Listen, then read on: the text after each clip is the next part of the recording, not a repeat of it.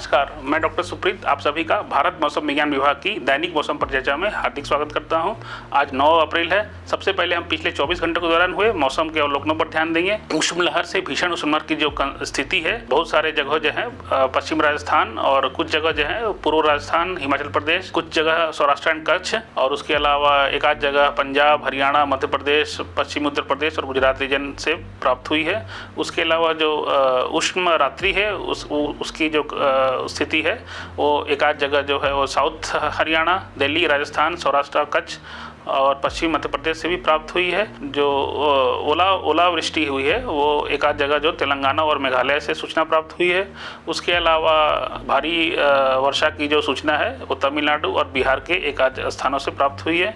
उसके अलावा वज्रपात और मेघ गर्जन की जो और उसके साथ साथ तूफानी और तेज़ हवा की जो सूचना है वो एक आध जगह है वो पश्चिमी बंगाल, सिक्किम, बिहार, जम्मू कश्मीर, उत्तर प्रदेश, मध्य प्रदेश, छत्तीसगढ़, कर्नाटका और महाराष्ट्र, केरला, आंध्र प्रदेश, असम और मेघालय, त्रिपुरा से भी प्राप्त हुई है। जो सिनॉप्टिक सिस्टम्स है उस पर अगर ध्यान दें तो जो दक्षिण पश्चिम बंगाल की खाड़ी के ऊपर जो एक सुस्पष्ट निम्न दबाव का क्षेत्र अभी भी उसी क्षेत्र में बना हुआ है आज सवेरे, और उसके साथ साथ एक चक्रवातीय परिसंचरण भी है जो मिडिल ट्रोपोस्फेरिक लेवल तक फैला हुआ है। यह अगले 12 घंटों के दौरान पश्चिम मध्य बंगाल की खाड़ी के ऊपर लगभग उत्तर की ओर बढ़ने की संभावना है और उसके सुस्पष्ट जो निम्न दबाव का क्षेत्र है वो उसकी अपनी तीव्रता बनाए रखेगा। इसके बाद इसके अगले 24 घंटे में जो सेंट्रल बे बंगाल है, जो केंद्रीय बंगाल की खाड़ी है, उसके ऊपर उत्तर पूर्व दिशा की ओर मूवमेंट करने के लिए और धीरे धीरे कमज़ोर होने की भी संभावना है।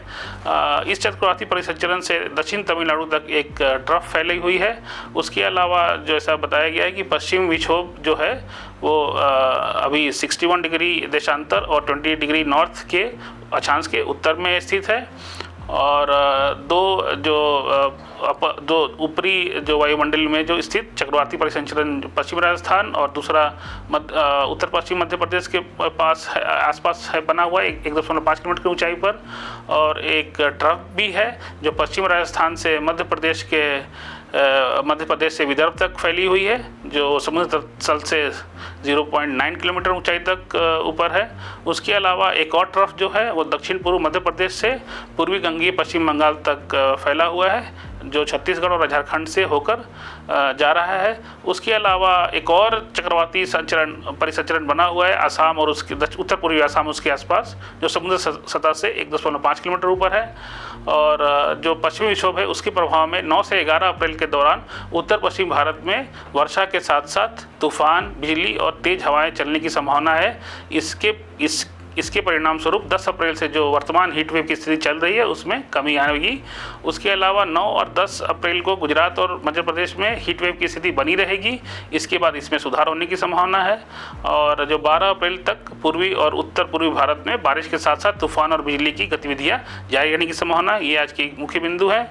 अगर हम जो पिछले 24 घंटों के दौरान अधिकतम तापमान का जो रिकॉर्ड किया गया है उस पर ध्यान देंगे तो कल जो है उसमें गुजरात राज्य के कई स्थानों पर अधिकतम तापमान 42 से 45 डिग्री के बीच, उसके अलावा पश्चिम मध्य प्रदेश के कुछ स्थानों पर भी ऐसा ही तापमान दर्ज किया गया, और जो देश में सबसे अधिकतम तापमान दर्ज किया गया वो बाड़मेर पश्चिमी राजस्थान में 46.4 डिग्री सेल्सियस दर्ज किया गया। और अगर हम तापमान का पूर्वानुमान की बात करें तो उत्तर पश्चिम भारत, गुजरात और महाराष्ट्र में अगले 24 घंटों के दौरान अधिकतम तापमान में कोई महत्वपूर्ण परिवर्तन की संभावना नहीं है, मगर अगले 3 दिनों में 2 से 4 डिग्री सेंटीग्रेड की गिरावट की आने की संभावना है। उसके बाद के 3 दिनों में 2 से 4 डिग्री सेल्सियस की वृद्धि हो सकती है। पश्चिम भारत में अगले 24 घंटों के दौरान अधिकतम तापमान में कोई महत्वपूर्ण परिवर्तन की संभावना नहीं है, मगर अगले 4 दिनों में 2 से 4 डिग्री सेंटीग्रेड की गिरावट हो सकती है। अब हम सब डिवीजन वाइज मौसम की चेतावनी पर ध्यान देंगे तो जैसा कि चित्र में देख रहे हैं, राजस्थान के लिए हम लोगों ने रेड वार्निंग दिया हुआ है क्योंकि यहाँ पे जो उष्ण लहर है, हीट वेव है, उष्ण लहर से भीषण उष्ण लहर की संभावना है कई स्थानों पे। उसके अलावा राजस्थान में तेज हवा के साथ साथ मेघ गर्जन वज्रपात और जो डस्ट स्टॉर्म है उसके भी आने की भी संभावना है। उसके साथ साथ गर्म उष्ण रात्रि की भी संभावना है। उसके अलावा हम लोगों ने ऑरेंज वार्निंग दिया है, जम्मू कश्मीर में दिया है और बिहार में दिया है। जम्मू कश्मीर में ओलावृष्टि और बिहार में वज्रपात की संभावना व्यक्त की गई है।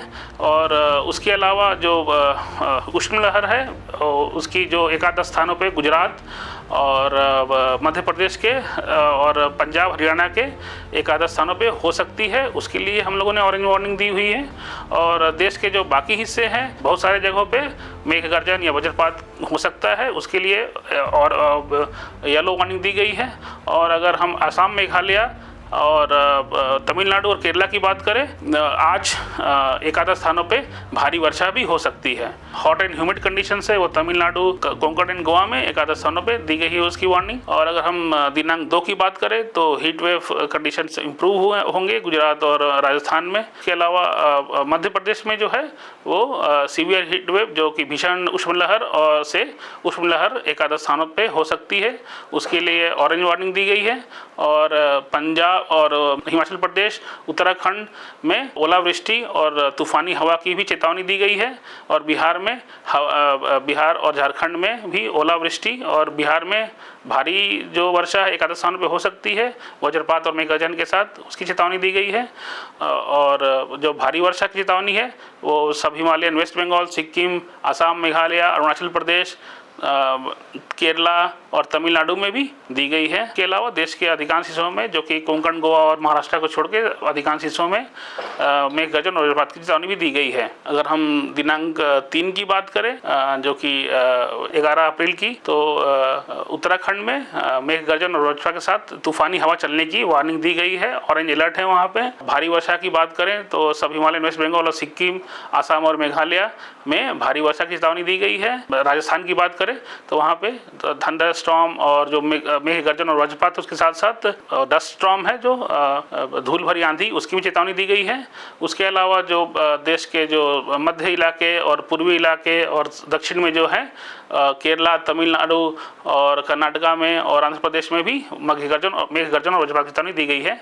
अगर हम 12 अप्रैल की बात करें तो वहाँ पे जो मेघ गर्जन और वज्रपात की चेतावनी दी गई है वो पंजाब, हरियाणा, उत्तराखंड, उत्तर प्रदेश, बिहार, झारखंड, पश्चिम बंगाल, छत्तीसगढ़ और उत्तर पूर्व के जो राज्य हैं उसमें दी गई है। उसके अलावा दक्षिण प्रायद्वीपीय भारत में आंध्र प्रदेश और रायलसीमा और तमिलनाडु और केरला में भी मेघ गर्जन और वज्रपात की चेतावनी दी गई है। उसके अलावा अंडमान निकोबार द्वीप समूह में भी मेघ गर्जन और वज्रपात की चेतावनी दी गई है। अगर दिनांक 5 की बात करें तो देश के जो उत्तर पूर्वी राज्य हैं और जो पूर्वी राज्य हैं उसके सटे हुए जो छत्तीसगढ़ है और आंध्र प्रदेश, रायलसीमा और केरला में भी मेघ गर्जन और वज्रपात की चेतावनी दी गई है।